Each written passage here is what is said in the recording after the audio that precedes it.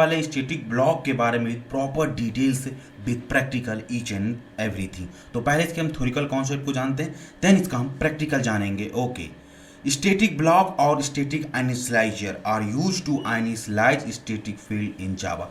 जो static block और static initialiser होता है दोनों सेम ही होते हैं, और ये जो बेसिकली यूज होता है static field means static variable को इनिशियलाइज करने के लिए हम यूज करते हैं। इनिशियलाइज मतलब उसमें जो वैल्यू स्टैटिक वेरिएबल होती है उसको अगर हमको असाइन करना है वैल्यू, तो वो वैल्यू हम इनिशियलाइज करते हैं with the help of static initializer और स्टैटिक ब्लॉक से। ओके, ये पहला पॉइंट है। दूसरा पॉइंट हमारा ये है, we declare static block when we want to initialise static field in our class.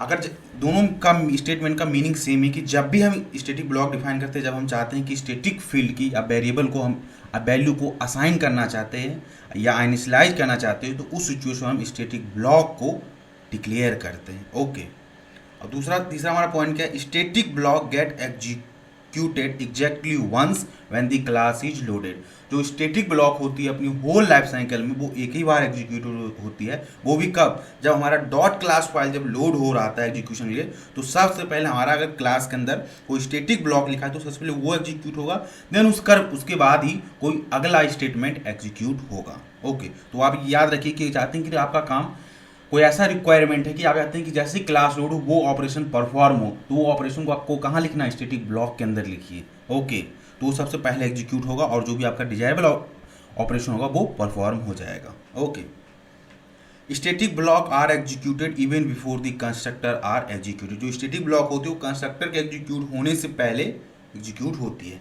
तो चलिए, जो भी यहाँ पर मैंने इस लाइन लिखा है इन सभी लाइन को प्रोग्रामिंग की हेल्प से मैं एक्सप्लेन करने की कोशिश करता हूँ। ओके, तो इसके लिए सिंपली मैं यहाँ से इक्लिप्स पे आता हूँ और इक्लिप्स पे आने के बाद यहाँ से इसकी कोडिंग करता हूँ। यहाँ पर सिंपली मैंने एक जावा का प्रोजेक्ट क्रिएट कर रखा और यहाँ पर हम एक com.श्याम है, उसके अंदर मैं एक क्लास को क्रिएट करता हूँ, न्यू पे आता हूँ और क्लास पे सिंपली लिखेंगे स्टैटिक टेस्ट। हमने इस क्लास का नेम दे दिया। ओके, अब स्टैटिक ब्लॉक को डिफाइन करने के लिए क्या करते हैं, सिंपली एक स्टैटिक कीवर्ड लिखिए। ओके, इसके अंदर कर्ली ब्रैकेट लिखिए, तो ये हमारा हो गया स्टैटिक ब्लॉक। स्टैटिक ब्लॉक लिखना अपने को यहाँ से, तो ये हमारा हो गया स्टैटिक ब्लॉक, इसी को हम बोलते हैं स्टैटिक ब्लॉक। तो सिंपली यहाँ मैं लिख देता हूँ स्टैटिक ब्लॉक, ये हमारा हो गया। अब इसके अंदर हम जो भी चीज़ें लिखेंगे वो सबसे पहले एग्जीक्यूटेड होगा। तो सिंपली यहाँ पर एक मैसेज लिख देता हूँ system.out.println और लिखता हूँ सिंपली एक मैसेज को यहाँ से हम पास कर देते हैं static block get executed. Okay, ये हमारा मैसेज हो गया और इसके अंदर सिंपली एक मेन मेथड दे देते हैं system.out.println और यहाँ पर सिंपली देते हैं, यहाँ से हमारा देता है message main method get executed. Okay, ये हमारा मैसेज हो गया। तो स्टैटिक ब्लॉक है हमारा सबसे पहले एग्जीक्यूट होता है जैसे क्लास लोड होगा उस सिचुएशन में लोड होगा। मेन मेथड से भी पहले और हमारा जो कंस्ट्रक्टर होगा उससे भी पहले हमारा ये स्टैटिक ब्लॉक एग्जीक्यूटेड होगा। ओके, तो सिंपली यहाँ से यूज करते हैं run as, simply Java application पे हिट करते हैं और यहाँ से देखिए हमारा output static block get executed. Then इसके बाद है मेन मेथड गेट एग्जीक्यूटेड और यहाँ पर एक चीज लिखा था कि जो हमारा स्टैटिक ब्लॉक होता है वो स्टैटिक फील्ड को इनिशियलाइज करने के लिए होता है। कैसे, तो चलिए इसको दिखाता हूँ। तो सिंपली यहाँ से हम लिखते हैं स्टैटिक और इंट लिखते हैं और आई इक्वल टू को यहाँ पर दे देते हैं सिंपली। ओके, ये हमारा एक फील्ड डिक्लेयर किया। अगर इस फील्ड को मैं अभी प्रिंट कराऊँ तो यहाँ पर प्लस देते हैं और आई देता हूँ, तो देखिए यहाँ पर वैल्यू 0 हुआ। अगर इसकी हम कोई वैल्यू को इनिशियलाइज करना चाहते हैं कि इवन बिफोर द क्लास जैसी लोड हो उसके बाद हम कहीं यूज करना चाहे तो वहाँ यूज करें, उसकी वैल्यू जो हम देना चाहते हैं डिफॉल्ट वैल्यू वो वहाँ पर हम सेट कर सकते हैं। तो सिंपली यहाँ पर मैं 20 इसको पास कर देता हूँ और उस 20 को मैं यहाँ पे अगर आप प्रिंट कराऊँ तो यहाँ पर हमको 20 मिलेगा। ओके, और यहाँ पर हमें 0 मिलेगा, क्यों, सबसे पहले स्टैटिक ब्लॉक एग्जीक्यूट होगा और अभी यहाँ पर क्या होगा स्टैटिक ब्लॉक गेट एग्जीक्यूटेड, ये इसके बाद 0 देगा क्योंकि इसको इंट टाइप डाटा है और इंट की जो डिफॉल्ट वैल्यू जेबीएम होगी वो इनिशियलाइज कर देगी एज ए 0।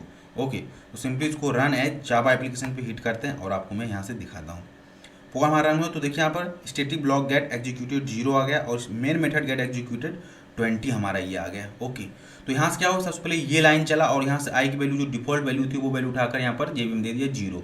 तो यहाँ पर देखा कि आई की वैल्यू 20 इनिशियलाइज करा, जैसे ये वाली 11 नंबर लाइन एग्जीक्यूटेड हुई तो यहाँ पर आई की वैल्यू पर क्या हो गया था 20 और यहाँ पर 20 को प्रिंट कर दिया गया। ओके तो इस तरीके से हमें स्टैटिक ब्लॉक को यूज करते हैं। अगर कोई स्टैटिक फील्ड है उसकी अगर वैल्यू को हमें इनिशियलाइज करना है तो यहाँ कर सकते हैं। और पर्टिकुलर स्टैटिक ब्लॉक में हम कोई भी नॉन स्टैटिक वेरिएबल को यूज नहीं कर सकते हैं। जैसे कि अगर मैं आप यहाँ दे दूँ इंट जे कर दूँ और यहाँ से अगर मैं चाहता हूँ कि J equal to some value को इनिशियलाइज करूँ तो ये अलाउ नहीं करेगा। स्टैटिक ब्लॉक के अंदर केवल और केवल हम स्टैटिक वेरिएबल को ही यूज कर सकते हैं, नॉन स्टैटिक वेरिएबल को हम यूज नहीं कर सकते। यहाँ पे कंप्लीटली एक एक्सेप्शन दे रहा है, can not make static reference to the non static field J. समझ रहे हैं? तो यहाँ पर ये नॉन स्टैटिक को हम यूज नहीं कर सकते, तो सिंपली इसको मैं कमेंट कर देता हूँ। ओके, और हम चाहे तो मल्टीपल स्टैटिक ब्लॉक भी लिख सकते हैं।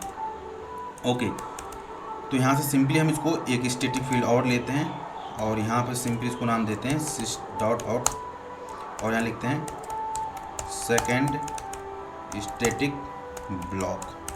अब इसमें से कौन सा स्टैटिक ब्लॉक पहले एग्जीक्यूट होगा इसके बारे में डिसाइड करते हैं। तो जो पहले मतलब जैसे कोड का एग्जीक्यूशन फर्स्ट लाइन पे जो स्टैटिक ब्लॉक होगा वो होगा, उसके नीचे अगर कोई स्टैटिक ब्लॉक है तो वो होगा। तो उसकी जो ऑर्डरिंग होती है उसकी ऑर्डरिंग की बेसिस पे होती है। तो ये पहले स्टैटिक ब्लॉक तो पहले ये एग्जीक्यूट होगा, देन ये स्टैटिक ब्लॉक एग्जीक्यूट होगा। तो यहाँ पर इसकी ऑर्डर मैटर करती है। ओके, तो यहाँ पर सिंपली रन है जावा एप्लीकेशन पे हिट करते हैं।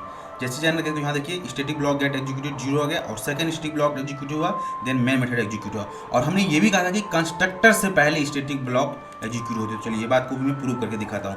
तो कंस्ट्रक्टर क्या नाम क्या होता है, class name is a constructor name. तो स्टैटिक टेस्ट हो गया और यहाँ से हमारा डिफॉल्ट कंस्ट्रक्टर हो गया।